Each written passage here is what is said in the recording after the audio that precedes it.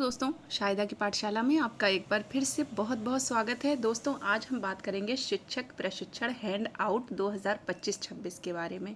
जैसे कि हम सभी शिक्षकों का लक्ष्य है अपने विद्यालय को निपुण बनाना। शैक्षिक सत्र 2025-26 में किस तरह से छात्र निपुण बनेंगे, उसके लिए कुछ हमारी ट्रेनिंग्स चलती हैं FLN के माध्यम से। आप हमारी पिछली वीडियो में देख लें कि हमने समय सारणी डाली है FLN के माध्यम से, किस तरह से हमें कक्षा का कालांश विवरण करना है। उसमें आप जाके मेरे चैनल पे देख सकते हैं, वो वीडियो पड़ी हुई है। अभी आप ये देखें कि निपुण विद्यालय बनाने के लिए हमें क्या क्या योजना बनानी चाहिए, कैसे हमें कार्य करना चाहिए कक्षा 1, 2, 3 में। आइए देखते हैं फटाफट से। अगर वीडियो आपको अच्छी लगे तो लाइक कीजिएगा और ज़्यादा से ज़्यादा शिक्षकों को शेयर कीजिएगा। और अगर आप चैनल पे नए हैं तो इसे सब्सक्राइब ज़रूर कर लीजिएगा। हमारे विद्यालय को निपुण बनाने के लिए बहुत सी सामग्री हमारे पास हैं, जैसे कि शिक्षक संदर्शिका, उसकी भी वीडियो हमारे चैनल पे पड़ी हुई है। प्रिंट रिच मटेरियल, TLM, शिक्षक क्षमता संवर्धन, निपुण विद्यार्थी दीक्षा ऐप है, लाइब्रेरी है, सामुदायिक सहभागिता है, निपुण तालिका है और हॉलिस्टिक रिपोर्ट कार्ड। इन सब की सहायता लेते हुए हमें फिर ध्यान रखना है कि मेरा विद्यालय कब तक निपुण विद्यालय बन जाएगा। इसके लिए आप अक्टूबर में देखेंगे 2025 में कितने % बच्चे निपुण हो गए हैं, फिर दिसंबर में और उसके बाद फरवरी में। इसके लिए एकेडमिक वर्ष 2025-26 की शिक्षण रणनीति आपके समक्ष है एवं कक्षावार साप्ताहिक शिक्षण हमें किस तरह से करना है। आइए जल्दी से देखें। आप वीडियो को बिल्कुल स्किप ना कीजिएगा, ज़रूर देखिए, ताकि कोई भी जब हमारे विद्यालय में निरीक्षण करने आता है तो हम उसको संतोषजनक जवाब दे सके कि हमारी कार्य योजना क्या है, हम किस तरह से कक्षा में कार्य कर रहे हैं, बच्चों के साथ किस तरह से सामुदायिक सहभागिता बनाए रखते हुए हम उन पर शिक्षण कार्य कर रहे हैं। तो सबसे पहले किसी सप्ताह विशेष में शुरुआती 4 दिनों में भाषा की नई दक्षताओं पर कार्य करना है। ध्यान रखना है 4 दिन में, और 5वें दिन पुनरावृत्ति कार्य करना है, 5वां पुनरावृत्ति। और 6वें दिन हमें क्या करना है, साप्ताहिक आकलन, यानी कि मैंने सीख लिया जो होता है बुक में, उस पर कार्य किया जाएगा। ये हमने समझ लिया। 4 दिन दक्षताओं पर कार्य है, 5वें दिन पुनरावृत्ति पर कार्य है और 6वें दिन साप्ताहिक आकलन करना है। कक्षा 1 से 3 में भाषा के पहले कालांश में मौखिक भाषा विकास पर कार्य किया जाएगा। आप अच्छे से समझ लें, जो पहला कालांश होगा वो मौखिक भाषा विकास का होगा, पाठ्य पुस्तक पर आधारित भी हो सकता है। और दूसरे कालांश में हमें डिकोडिंग पर कार्य करना है। कक्षा 2 और 3 में समझ के साथ पढ़ने की दक्षताओं पर कार्य किया जाएगा और 1 में डिकोडिंग के अनुसार कार्य किया जाएगा। अब देखते हैं तीसरे कालांश में हमें क्या करना है, पठन अभ्यास पे कार्य करना है। और 2 और 3 में प्रवाहपूर्ण पठन हो जाएगा। बस इतना सा अंतर है। इसके बाद तीसरे कालांश के अंतिम 20 मिनट में तीनों कक्षाओं में रेमेडियल शिक्षण पर भी कार्य किया जाना है। सप्ताह 13 और 20 में शाब्दिक पुनरावृत्ति की जाएगी। बाकी के सप्ताहों में भाषा की अलग अलग दक्षताओं का शिक्षण होगा। अब आप ये साप्ताहिक आकलन या दक्षताओं का शिक्षण संबंधी जो साप्ताहिक चक्र है, इसको आप अच्छे से ध्यान से देख लें कि दिवस 1 से 5 में पहले कालांश में मुख्य रूप से मौखिक भाषा विकास एवं पाठ्य पुस्तक पर कार्य है, और दिवस 1 से 4 के दूसरे कालांश में मुख्य रूप से डिकोडिंग पर कार्य है और समझ के साथ पढ़ने पर कार्य है। दिवस 1 से 4 में तीसरे कालांश में मुख्य रूप से पठन अभ्यास, यानी कि 2 और 3 के लिए प्रवाहपूर्ण पठन एवं रेमेडियल शिक्षण पर कार्य है। दिवस 5 में पहले कालांश में मौखिक भाषा विकास पर कार्य है, दूसरे में पुनरावृत्ति पर कार्य है और तीसरे में स्वतंत्र पठन या रेमेडियल पर कार्य है। और दिवस 6 में दूसरे और तीसरे कालांश में मैंने सीख लिया, यानी कि आकलन पर कार्य है। ये हमने अच्छे से जान लिया। आइए अब देखते हैं कक्षा 3 की जो हमारी पाठ्य पुस्तक, नवीन पाठ्य पुस्तक है वीणा, उस पर समझ एवं कार्य की रणनीति हमें क्या बनानी होगी। ये 4 खंडीय मॉडल पर आधारित है। मौखिक भाषा विकास, डिकोडिंग, पठन एवं लेखन आधारित इसमें गतिविधियां दी गई हैं, जैसे चित्र और बातचीत, कविता, आओ कुछ बनाए, इस तरह से ये कुछ गतिविधियां हैं। इसके बाद डिकोडिंग के अवसर से संबंधित जो गतिविधि है उसमें शब्दों का खेल है एक गतिविधि, और मुख्य रूप से जो पढ़ने की है तो आनंदमयी कविता, खेल, गीत, सुने कहानी, इस तरह की लेखन के लिए आप अभ्यास गतिविधि का समावेशन कर सकते हैं। इस तरह से जो कार्य करने की रणनीति है कक्षा 3 में सप्ताह 5 से कार्य किया जाना है। आपको ये ध्यान देना है कक्षा 3 में पाठ्य पुस्तक के प्रत्येक पाठ पर सप्ताह के प्रथम 5 दिवस में भी कार्य किया जाएगा। और अतिरिक्त पठन पढ़ने के लिए कार्य सप्ताह के 5वें दिवस में कार्य करना है। इस तरह से कक्षा 1 से 3 के बच्चों में मौखिक तर्कशीलता का विकास करते जाना है। जैसे मौखिक तर्कशीलता क्या है, इसका क्या महत्व है, ये आप देख लें। सुनकर समझना या पढ़कर समझने की बुनियाद बनाता है। मौखिक तर्कशीलता की अब विकास की रणनीति के लिए हमें कुछ बातें ध्यान रखने योग्य हैं, जिसमें जैसे कि हमें ये जानना होगा क्या हमको नहीं करना है और क्या करना है। तो आप ये सोचें कि जब चर्चा हम करते हैं तो बंद छोर के प्रश्न कम से कम करें, यानी कि ना करें, और बच्चों को सोचने विचारने के लिए, खुद को अभिव्यक्त करने के लिए ज़्यादा से ज़्यादा अवसर दें कि उनसे खुले छोर के प्रश्न पूछे, जैसे पूर्व ज्ञान, अनुमान लगाना, जीवन एवं अनुभव से संबंधित। इस तरह से बच्चे ज़्यादा से ज़्यादा अभिव्यक्ति करेंगे और उनकी मौखिक तर्कशीलता की विकास की रणनीति जो है उसमें हमें कामयाबी मिलेगी। चर्चा के दौरान बार बार एक ही प्रकार के प्रश्न नहीं पूछना है और वार्तालाप के रूप में प्रश्नोत्तर की प्रक्रिया बनाकर सीमित कर देना ये भी नहीं करना है। आपको वार्तालाप के रूप में उत्तरों पर आधारित प्रश्न बनाकर चर्चा करना है। जल्दबाजी में एक के बाद एक प्रश्न पूछना ऐसा बिल्कुल नहीं करना है। बच्चों को पर्याप्त समय देना है सोचने के लिए। 8 से 10 सेकंड बच्चों को देना ही देना है कि ताकि वो सोच के और फिर इससे उनमें चर्चा का भाव पैदा होता है और मौखिक तर्कशीलता का विकास होता है। लेबलिंग नहीं करना है बच्चों की, जैसे तुम सोच नहीं सकते, तुम तो कभी उत्तर नहीं दे सकते, ये सब आपको कतई नहीं करना है। ऐसा करने से उनका मनोबल टूटता है। अब आइए देखें ब्लेंडिंग और ग्रिड, इसका क्या प्रभावी उपयोग होता है, इसके माध्यम से शब्द पठन हमें कैसे कराना है। ब्लेंडिंग में आप ये देखें कि जैसे आप एक शब्द दिया हुआ है, उसके दोनों अलग अलग आप वर्णों का अभ्यास कराएं। जैसे सबसे पहले लिखें माँ, फिर ला, फिर दोनों को मिलाकर इसको एक साथ मिलाकर बोलेंगे तो क्या होगा, माला। इस तरह से बच्चों को ब्लेंडिंग का अभ्यास करवाते हुए उनका पठन अभ्यास विकसित करना है। और ग्रिड द्वारा, बच्चों को ग्रिड तो बहुत ज़्यादा पसंद होता है, तो शब्द पठन का अभ्यास ग्रिड के माध्यम से कराना है। एक ग्रिड आप दे दें उनको और उनसे कहें कि अब इन शब्दों के हिसाब से आप एक सार्थक शब्द बनाए, जैसे छाता, ताला, काला। इस तरह से बच्चे बनाएंगे और उनको बहुत मज़ा आएगा, वो मज़े मज़े में पढ़ना सीख जाएंगे। अब इस तरह से इसमें भी कुछ चुनौतियाँ आती हैं कि जैसे ब्लेंडिंग का पर्याप्त अभ्यास नहीं करवाया आपने या गतिविधियों पर कार्य नहीं करवाया, तो इसमें अलग अलग तरह से बच्चे से सटीकता से शब्द पठन करवाएं। कार्य पुस्तिका की गतिविधियों पर कार्य करने के लिए करें और ब्लेंडिंग का पर्याप्त अभ्यास कराया जाए। जोड़ियां बना दें या उपसमूह में शब्द पठन का अभ्यास ग्रिड से करवा दें। इस तरह से हमें अच्छा फीडबैक मिल सकता है। अब कक्षा 1 से 3 की कार्य पुस्तिका की गतिविधियों पर कार्य के दौरान बच्चों की सहायता हमें किस तरह से करना है। कार्य पुस्तिका भरना सबको मतलब कुछ तो कठिनाई आती है, उसकी क्या चुनौतियाँ होती हैं आइए हम इसमें देखेंगे। और निम्न रणनीतियों का अगर आप प्रयोग करें तो हमें एक अच्छे से बच्चों के साथ सामुदायिक सहभागिता निभाते हुए हम कार्य पुस्तिका पर कार्य कर सकते हैं। जैसे गतिविधियों पर कार्य करवाने के पहले हमें संकल्पना पर विकास करते हैं, इसी तरह से इसमें करना है। आप कार्य पुस्तिका की गतिविधियों पर बारी बारी से बच्चों को निर्देश एवं उदाहरण कार्य पुस्तिका से भिन्न इस तरह से देकर समझाएं कि जो कार्य पुस्तिका में दिया है वो नहीं, बल्कि अलग से उनको कुछ विशेष उदाहरण दें। इसके अतिरिक्त कक्षा 2 एवं 3 में प्रत्येक प्रश्न पर बारी बारी मौखिक रूप से चर्चा करें, बच्चों से प्रतिक्रिया लें और फिर बच्चों को स्वयं से गतिविधि करने के लिए कहें। कक्षा 2 और 3 में समझ के साथ पढ़ने की दक्षताओं के विकास हेतु कुछ विशेष रणनीतियों पर कार्य करना ज़्यादा प्रभावी होगा, जैसे कि अनुमान लगाना। अब बच्चों को पूर्व ज्ञान और उनके द्वारा दी गई जानकारी के आधार पर अनुमान लगाने के लिए, जैसे आपको क्या लगता है ये पाठ किसके बारे में होगा।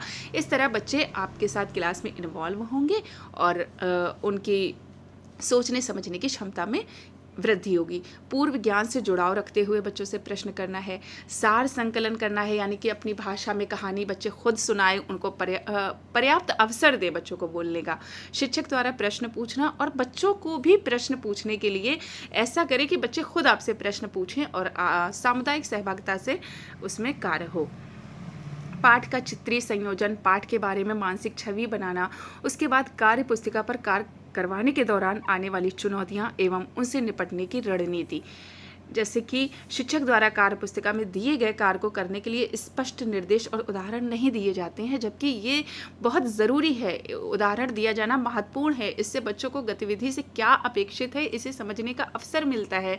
इसके साथ ही बच्चों को लेखन कार्य को कैसे संरचित और प्रस्तुत करना है इस पर सोचने में भी मदद मिलती है।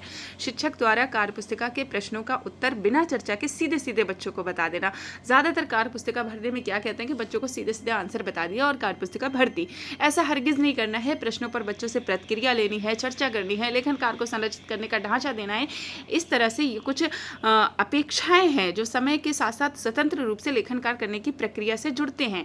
कार्य पुस्तिका के प्रश्नों का उत्तर बिना चर्चा के बच्चों को बताना या बोर्ड पर उत्तर लिख देने से बच्चों में लेखन कौशल का विकास नहीं हो पाता है। इस तरह से कुछ ये है, आप इनको देख लीजिए और जहाँ भी जो आपको सही लगे उसको आप स्क्रीनशॉट लेके रख सकते हैं। आप समझ सकते हैं हमें किस तरह से कशाकश में कार्य किया जाना है।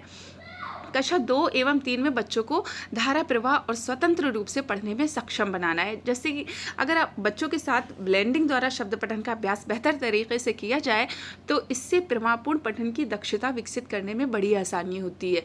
प्रवाहपूर्ण पठन के लिए क्या होना चाहिए? सटीकता होनी चाहिए, एक गति होनी चाहिए और हाव भाव भी बहुत ही आवश्यक है। लेकिन हमें इसमें भी कुछ चुनौतियां आती हैं।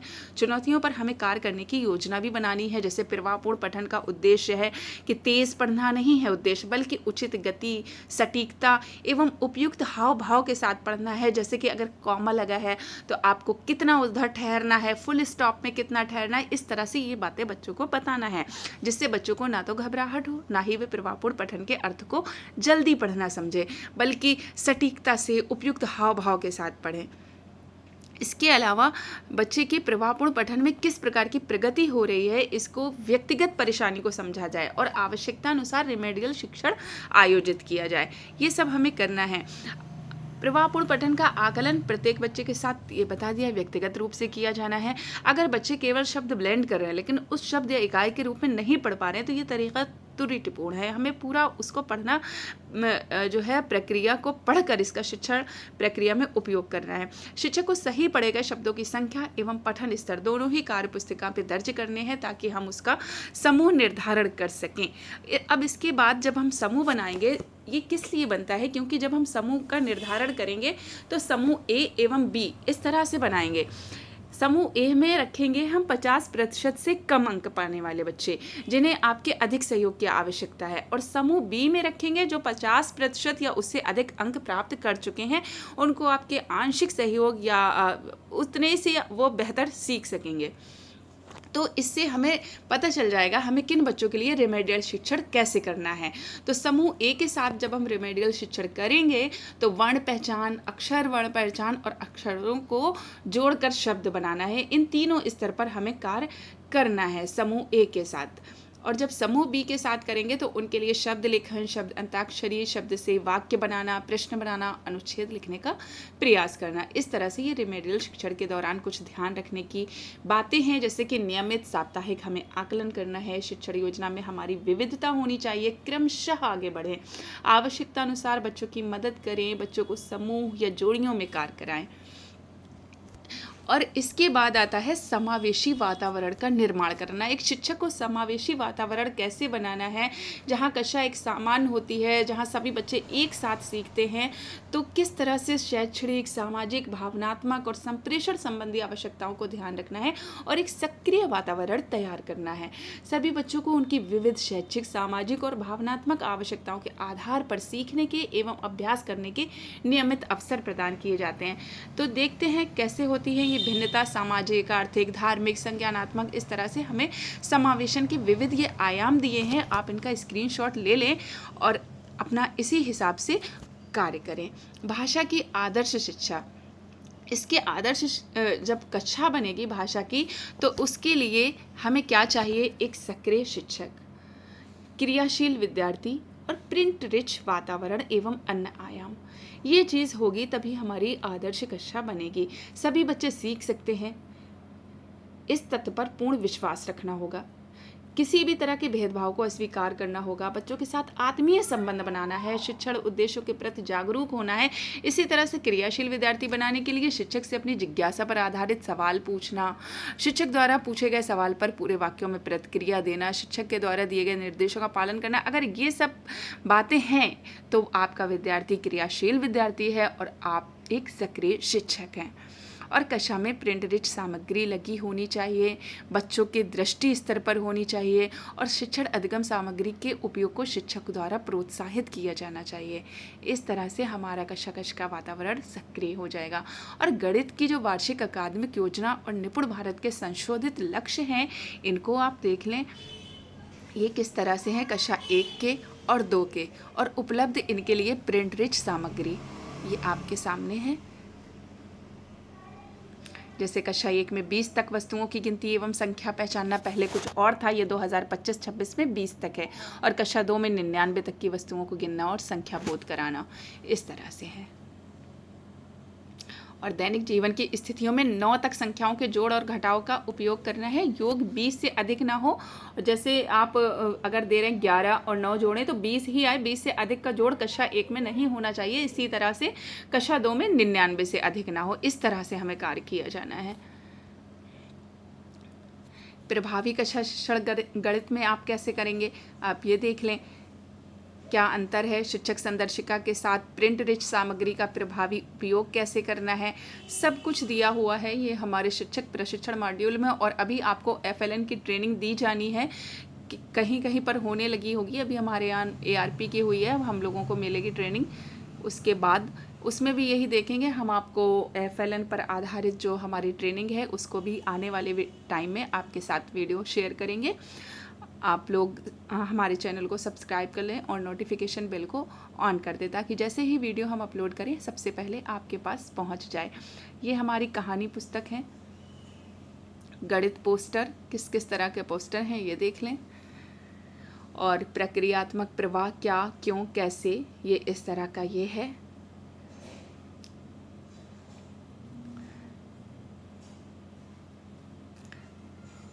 अब आता है प्रक्रियात्मक प्रवाह से क्या मतलब है गणित में, कि ये रटना नहीं है, गणित में तेजी से प्रश्न हल करना नहीं है। ये इस बात पर निर्भर करता है छात्र कितनी सटीकता से हल करते हैं, कितनी सुगमता से हल करते हैं और आवश्यकता के अनुरूप कौन सी विधि अपनाते हैं। इसके लिए 3 घटक हैं, सटीकता और ये दी गई समस्या का सही हल, दक्षता का लचीलापन। ये इस तरह से प्रक्रियात्मक प्रवाह करना है। सही उत्तर, दक्षता में क्या आता है, उचित विधि हो, कम समय हो। लचीलापन में चुनी गई विधि का प्रयोग करना, विधियों में अदला बदली। ये इस तरह से कक्षा 5 में स्थानीय सत्र जो 5 है उसमें स्थानीय मान को समझने में होने वाली कठिनाइयों पर कार्य किया गया है। कुछ भ्रांतियां होती हैं स्थानीय मान की, जैसे बच्चों को अंकों के स्थान आधारित मान और संरचना की पूर्ण समझ नहीं होती है। वो 452 को पढ़ते हुए कैसे पढ़ेंगे 4, 5, 2, इसमें पढ़ना में 34 को केवल 3 के रूप में देखना। इस तरह से बच्चों को इकाई, दहाई और सैकड़ा का ज्ञान कराना है। ये अंकों के दूसरी जो भ्रांति है, सही स्थान को नहीं समझ पाते हैं। और तीसरी, शून्य को अनदेखा कर देते हैं। इसमें हमें ध्यान देना है। वो कहाँ गलती करते हैं कि 203 को 233 इस तरह से पढ़ देते हैं और 199 से छोटा है 1, क्योंकि आप 91 और इस तरह से ऐसे 9 को आपको बड़ा बताना है, तो छोटा, बड़ा और बराबर की समझ ये बच्चों को ज़रूर बताना है। इकाई, दहाई, सैकड़े का ध्यान करवाना है। कैसे करना है ये देख लें।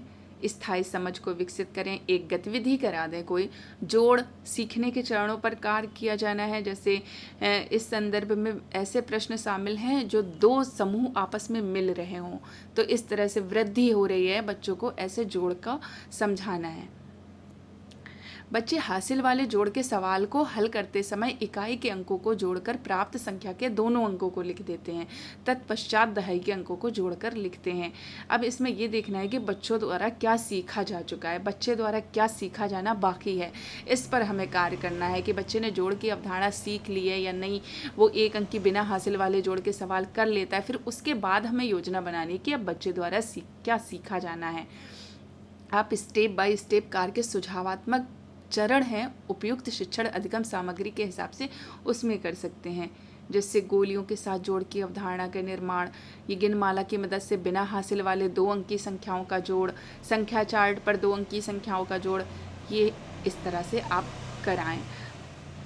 सत्र 7 में कक्षा में गणितीय संक्रिया घटाव के सीखने के चरणों पर कार्य है, जैसे घटाव राशियों को हटाने या तुलना करने की प्रक्रिया है। 5 सेब में 2 सेब अगर निकाल लिए, या 5 सेब और 2 सेब में अंतर क्या है, ये सब बच्चों को घटाव में समझाना होगा। संख्या रेखा द्वारा समझा सकते हैं, शून्य का घटाव बता सकते हैं, पुनर्समूहन के साथ शाब्दिक समस्याएं, घटाव की विभिन्न रणनीतियाँ।